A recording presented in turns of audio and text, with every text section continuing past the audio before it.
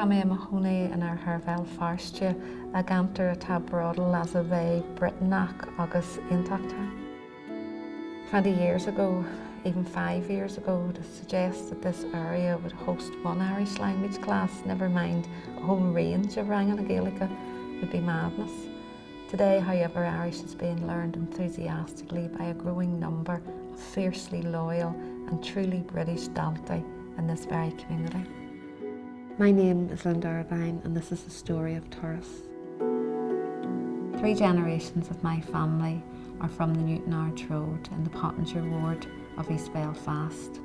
We were raised in the shadow of the Harland and Wolff shipyard where the Titanic was built. In the First World War, men from this community would have gone to fight in the British Army to maintain the Union.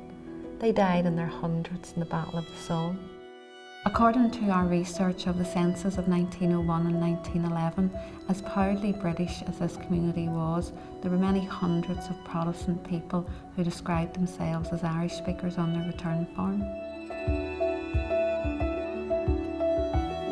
3.5 years ago, I was part of the women's group here. It was a cross-community women's group, women from the Short Strand and women from the Newton Arch Road. We did a taster in Irish language and Ulster Scots. Ironically, at the time, the women from the Short Strand were more interested in the royal wedding that was happening and what Kate's dress was going to be like. And it was us, the women from the Protestant community, who had more interest in the Irish language.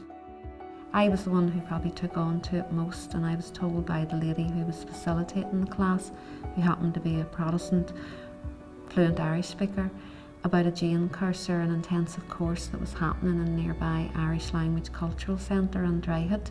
It's only a mile away from here, but I had never heard of it.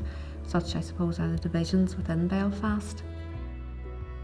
I asked my friend if she would go with me, and her daddy was a member of the Loyalist paramilitary group during the Troubles, so when I mentioned Irish language, she rolled her eyes. But what she was interested in was where Maureen had shown us on the census people who were living within the Protestant community but were also Irish speakers. So we went on to the census to find her great granny, and we did find her, and there she was, Church of Ireland, living on the Shankill Road, and she was also an Irish speaker. So that was my friend converted, and her and I went along to Dryhead. That November we started our first class here in East Belfast Mission, and we were really surprised when over 20 people turned up on the first night. What began as one small class has now become a range of Rangan and Gaelica.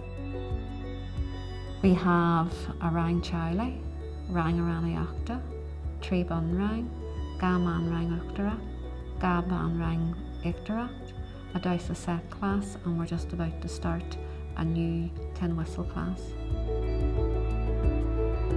As it is, there are over 120 people attending classes as Gaelica, and we're holding classes in various other areas within the Loyalist Unionist community. This would have been unheard of a short time ago, and it's still very challenging. Sometimes people say that we should be interested in Ulster Scots language and culture rather than Irish, but I'm interested in both Irish and Ulster Scots because they're both part of my identity. I think people who come to our classes see themselves as British in terms of their nationality, but they also have a sense of their own Irish cultural identity. For far too long we've been told from every side that Irish has got nothing to do with us. Well, that's wrong. As British as I feel in terms of my nationality, I am Irish and Gaelic culturally. Irish is as much a part of my cultural DNA as anybody else's. When we visited Scotland recently, we felt really at home. Here we're proud Presbyterians who spoke Gaelic. On my recent visit to Glasgow's Gaelic school, I saw firsthand the benefits of bilingualism. The principal told us that the school is the highest achieving school in Glasgow. It's very sad that because of the politics surrounding the Irish language, that people don't allow their children to benefit from the gift of bilingualism. We were brought on a tour of Ibrox in Glasgow. The name Ibrox is derived from Athbruch, which means Badger Ford in Gaelic. It will always be challenging to be a champion for the Irish language within the Loyalist Unionist community. However, we know we're not alone. We know that Irish or Gaelic is a vital part of our cultural identity. And I think more and more people in our community are realising this too. And the link with Scotland helps us to spread that powerful message. People in my community talk a lot about the United Kingdom, but I'm also interested in promoting the United Gaeldom, people from both Scotland and Ireland.